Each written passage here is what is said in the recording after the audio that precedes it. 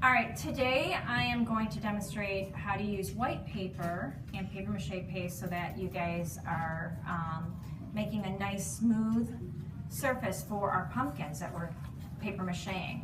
So you're gonna have these pieces of sketch paper, and I want you guys to make sure that you're not using huge pieces like this.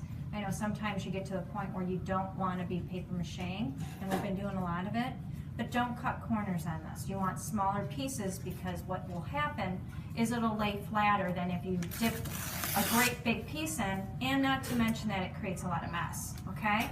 So I'm going to be tearing some pieces up here. I have some over here already pre-torn, but you want to keep your pieces pretty small, okay? And the reason for that, again, so it doesn't buckle, it doesn't carry a lot of air underneath it, it lays nice and flat. You'll be able to do your stem today with the white. In fact, I'm going to suggest that you start at the stem and work your way down today, and that's where I'm going to be going. Okay, so when you guys are dunking your paste, again, this is thicker paper than the newspaper, so it's going to absorb it. It takes a little longer, so it's really important that you guys are dipping it into the glue and getting the extra out. I like to rotate it to make sure the glue is really on it. And then I'm going to start at the top here, and I'm just going to make sure that I am pushing it down so it's nice and smooth on there. I don't know if you guys can see that or not. I'm going to move this over. There you go. I'm going to take another one.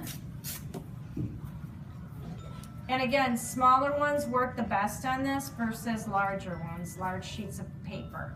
Okay, I'm going to go on the top here, and I'm going to fold it over to make sure that it's on there. And again, my hands aren't dripping. I'm not using a ton. And I want you guys just to relax when you're doing this. Don't rush it. We're going to be paper macheing up until Thursday, and that's the last day. That gives us Friday, Saturday, and Sunday for these to air dry out. And then when they are done drying, we're going to be cutting them out after you guys draw on your faces. So I'm going to go down here, and you want to overlap. Okay. And if you're doing this right, you're not going to have a whole pumpkin done today.